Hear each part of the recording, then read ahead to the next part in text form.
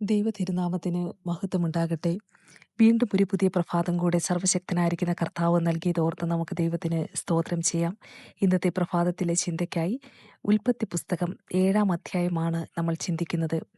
കഴിഞ്ഞ 6-ാം അധ്യായത്തിൽ നമ്മൾ കണ്ടു, ദൈവം നോഹയോട് ഒരു പെട്ടകമുണ്ടാക്കുവാനായിട്ട് പറഞ്ഞു. ഒരു പ്രളയം വരുന്നതായിരിക്കുന്ന കാര്യത്തെക്കുറിച്ച് ദൈവം സംസാരിക്കുകയാണ്. എന്തുകൊണ്ടാണ് ഈ പ്രളയം വരുന്നത് എന്ന് ചിന്തിച്ചു കഴിഞ്ഞാൽ, ഭൂമിയിൽ മനുഷ്യൻ്റെ ദുഷ്ടത പെരുകി തുടങ്ങിയപ്പോൾ അത് ദൈവത്തിന് അസഹനീയമായി തീർന്നുവെന്നും അതുകൊണ്ട് ദൈവം ഈ ഭൂമിയെ നശിപ്പിക്കുവാൻ തീരുമാനിച്ചു എന്നും നമ്മൾ വചനത്തിലൂടെ ചിന്തിക്കുകയുണ്ടായി. ദൈവത്തിൻ്റെ ഒരു ന്യായവിധിയാണ് ഈ ഭാഗത്തൊക്കെ നമ്മൾ കാണുന്നത്.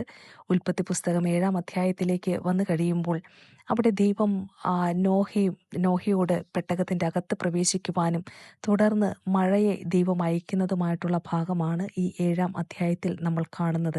അതിൻ്റെ 1-ാമത്തെ വാക്യത്തിൽ ഇങ്ങനെ വായിക്കുന്നു, ദൈവം നോഹയോട് പറയുകയാണ്, നീയും സർവ്വ കുടുംബവുമായി പെട്ടകത്തിൽ കടക്കുക, ഞാൻ നിന്നെ ഈ തലമുറയിൽ എൻ്റെ മുമ്പാകെ നീതിമാനായി കണ്ടിരിക്കുന്നു. നമുക്കറിയാം, ഒരു സൈഡിൽ മനുഷ്യൻ്റെ ദുഷ്ടത പെരുകി വരുന്നതായിരിക്കുന്ന സമയത്ത് മറു സൈഡിൽ ദൈവത്തിൻ്റെ വചനപ്രകാരം ദൈവം നോക്കിയപ്പോൾ നീതിമാനായി കണ്ടതായിരിക്കുന്ന നോഹയുടെ ഈ നീതിമാനായി നോഹയെ എങ്ങനെ ദൈവം കണ്ടു എന്ന് ചോദിച്ചു കഴിഞ്ഞാൽ, ദൈവം വചനത്തിൽ നമ്മൾ വായിക്കുമ്പോൾ, നമ്മൾ എബ്രായ ലേഖനത്തിലേക്ക് വരുമ്പോൾ, വിശ്വാസത്താലാണ് നോഹ പെട്ടകം പണിതത് എന്ന് നമുക്ക് കാണുവാനായിട്ട് കഴിയും. അപ്പോൾ പുതിയ നിയമത്തിൽ നമ്മളും നീതിമാന്മാരുടെ പട്ടികയിലേക്ക് എഴുതി ചേർക്കപ്പെടുവാൻ ഇടയായി തീർന്നല്ലോ. അത് നമുക്കറിയാം. റോമാലേഖനം 5-ാം അധ്യായത്തിൽ നമ്മൾ 1-ാം വാക്യത്തിൽ വായിക്കുന്നുണ്ട്, വിശ്വാസത്താലാണ് ഒരു നീതീകരണം നമുക്ക് ലഭിച്ചത്. അത് യേശു കർത്താവിലുള്ള ഒരു വിശ്വാസത്താൽ ഒരു നീതീകരണം ലഭിക്കുവാൻ ഇടയായി തീർന്നു. വിശ്വാസത്താലാണ് നോഹ പെട്ടകം പണിതത്. ആ നോഹയെ ദൈവം അവിടെ നീതിമാനായിട്ടാണ് ദൈവം അവിടെ കാണുന്നത്. ആ നീതിമാനായിരിക്കുന്ന നോഹയ്ക്ക് കൃപ ലഭിക്കുവാനായിട്ട് ഇടയായി തീർന്നു. ഒരു സൈഡിൽ മനുഷ്യൻ്റെ ദുഷ്ടത പെരുകി വരുമ്പോൾ മറു സൈഡിൽ ദൈവത്തോട് കൂടെ നടന്ന 2 വ്യക്തികളെ കുറിച്ചാണ് നമ്മൾ കഴിഞ്ഞ ക്ലാസ്സിൽ നമ്മൾ ഹാനോക്കിനെ കുറിച്ച് നമ്മൾ മനസ്സിലാക്കി. ഇവിടെ നമ്മൾ നോഹയെക്കുറിച്ച് വീണ്ടും പഠിച്ചുകൊണ്ടിരിക്കുകയാണ്. നോഹയെക്കുറിച്ച് വചനത്തിൽ വായിക്കുമ്പോൾ നമുക്കറിയാം, നോഹ ദൈവകൃപ ലഭിച്ച ഒരു വ്യക്തിയായിരുന്നു. നോഹ നിഷ്കളങ്കനായി നടന്ന ഒരു വ്യക്തിയാണെന്നും നീതിമാനാണെന്നും വചനം പറയുന്നു. ദൈവത്തോട് കൂടെ നടന്നതായിരിക്കുന്ന ഒരു വ്യക്തി. ആ നോഹയുടെ ജീവിതത്തിനകത്താണ് ദൈവം പറയുന്നത്, ആ ദൈവം അതുപോലെ പറഞ്ഞത് അതുപോലെ തന്നെ അനുസരിച്ചു എന്ന് വചനത്തിൽ പറയുന്നുണ്ട്. തന്നോട് കൽപ്പിച്ചതൊക്കെയും നോഹ ചെയ്യുവാനായിട്ട് ഇടയായി തീർന്നു. പ്രിയമുള്ളവരെ, നോഹ പറഞ്ഞത് ആ നോഹയുടെ കുടുംബം മുഴുവൻ അംഗീകരിക്കുവാനായിട്ട് ഇടയായി തീർന്നു. അതാണ് നമ്മളെ ഇന്ന് സ്പർശിക്കേണ്ടതായിരിക്കുന്ന ഒരു കാര്യമെന്ന് പറയുന്നത്. കർത്താവ് അവിടെ പറയുന്നുണ്ട്, നീ സർവ്വ കുടുംബവുമായി പെട്ടകത്തിൽ കടക്കുക എന്ന് പറയുമ്പോൾ തന്നെ അവിടെ ഒരു ദൈവകൃപ നമുക്ക് കാണുവാനായിട്ട് കഴിയും. ആ കുടുംബത്തോട് മുഴുവനുള്ളതായിരിക്കുന്ന ഒരു ദൈവസ്നേഹം നമുക്ക് കാണുവാനായിട്ട് കഴിയും. ആ കുടുംബത്തോടെയാണ് ദൈവം നോഹയെ പെട്ടകത്തിനകത്തേക്ക് കയറ്റുന്നത്.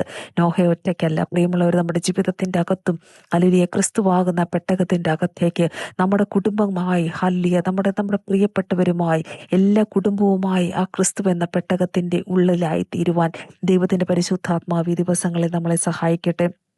കാരണം നമ്മൾ പറയുമ്പോൾ നമുക്ക് തോന്നും, നമ്മൾ പറയുമ്പോൾ മറ്റുള്ളവരതൊക്കെ അംഗീകരിക്കുമോ എന്ന്. കർത്താവ് ഹല്ലേലൂയ നോഹയ്ക്ക് കൃപ ലഭിച്ചപ്പോൾ ആ കുടുംബത്തോട് മുഴുവൻ കരുണ തോന്നിയതായിരിക്കുന്ന കർത്താവ് ഹല്ലേലൂയ നമ്മുടെ കുടുംബത്തോടും കരുണ തോന്നുവാനായിട്ട് ഇടയായി തീരട്ടെ. അവിടെ നോഹയെ സംബന്ധിച്ചിടത്തോളം നോഹ ഈ കാര്യങ്ങളെല്ലാം പറയുമ്പോൾ ഞാൻ വിശ്വസിക്കുന്നു, നോഹയുടെ മക്കളൊക്കെ ഒരുവിധം പ്രായമുള്ള മക്കളാണ്, കല്യാണം കഴിഞ്ഞ മക്കളാണ്. ആ ഭാഗത്തൊക്കെ നമുക്ക് കാണുവാനായിട്ട് കഴിയും.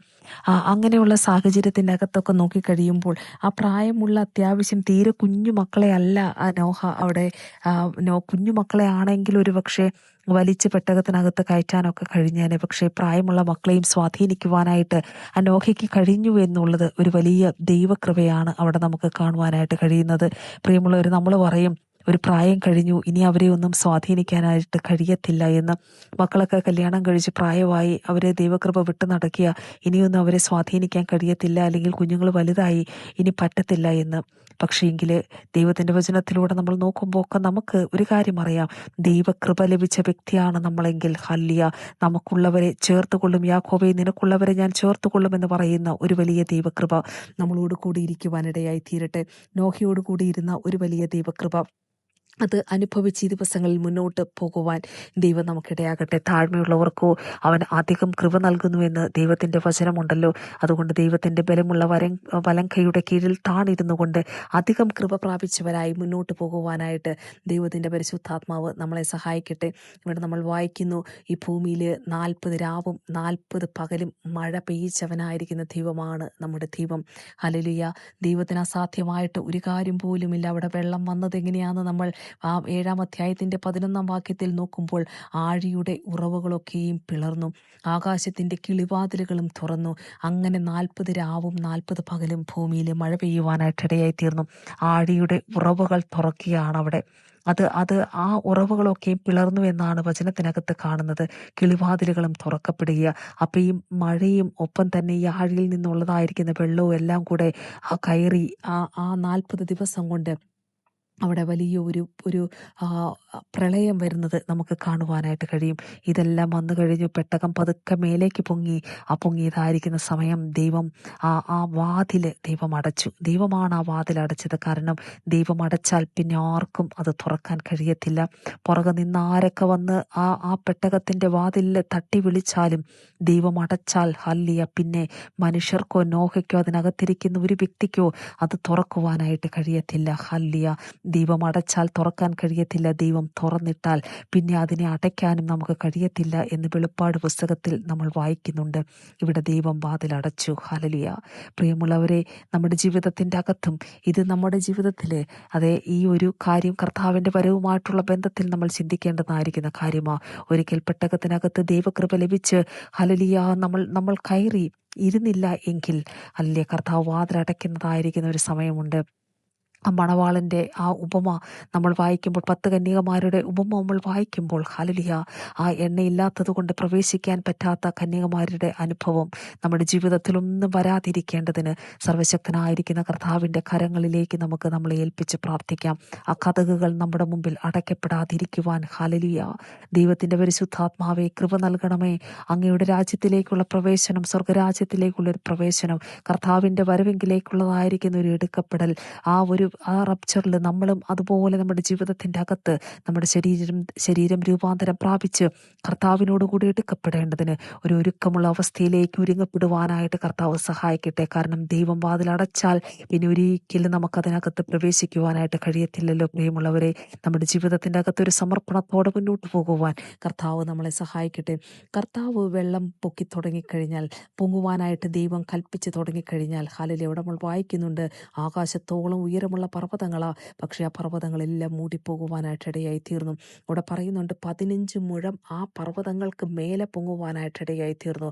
അപ്പോൾ ആഴിയുടെ ഉറവുകളെ തുറന്ന്, ആകാശത്തിൻ്റെ കിളിവാതിലുകളെ തുറന്ന് ദൈവം തൻ്റെ പ്രവൃത്തികളെ ദൈവം തമ്പുരാൻ ചെയ്യും. ഇന്നും കർത്താവ് ചില കാര്യങ്ങളെ, ന്യായവിധികളെ ദൈവം അയച്ചു കൊണ്ടിരിക്കുന്നുണ്ട്. ഇതെല്ലാം കാണുവാൻ നമ്മുടെ ഹൃദയക്കണ്ണുകൾ തുറക്കപ്പെടട്ടെ. പക്ഷെ അവിടെയൊക്കെ വായിക്കുന്നെങ്കിലും അവസാന ഭാഗം നമ്മൾ വായിക്കുന്നത്, ഈ അധ്യായത്തിൻ്റെ അവസാനം ചെന്ന് നിൽക്കുന്നത്, ഇവിടെ ഇങ്ങനെ വായിക്കുന്നു, ഭൂമിയിൽ നിന്ന് സകലതും നശിച്ചു പോയി. ആ ജീവജാലങ്ങൾ, മൂക്കിൽ ശ്വാസമുള്ളതായിരിക്കുന്ന കരയിലിരുന്ന സകലതും നശിച്ചു കഴിഞ്ഞ സമയത്ത് ഇങ്ങനെ എഴുതി വെച്ചിട്ടുണ്ട്, നോഹയും അവനോടുകൂടെ പെട്ടകത്തിൽ ഉണ്ടായിരുന്നവരും മാത്രം ശേഷിച്ചു. ഒരു ശേഷിപ്പ് ദൈവം എപ്പോഴും വെക്കും. അത് ഈ വചനത്തിൽ നോക്കുമ്പോൾ നമ്മൾക്ക് കാണുവാനായിട്ട് കഴിയും. അന്ന് ദൈവം ഒരു ശേഷിപ്പ് അവിടെ വെക്കുവാനായിട്ട് ഇടയായി തീർന്നു. ഹല്ലേലൂയ. ഇസ്രായേൽ ജനത്തിൽ ഒരു ശേഷിപ്പ് ദൈവം തമ്പുരാൻ വെച്ചിട്ടുണ്ട്.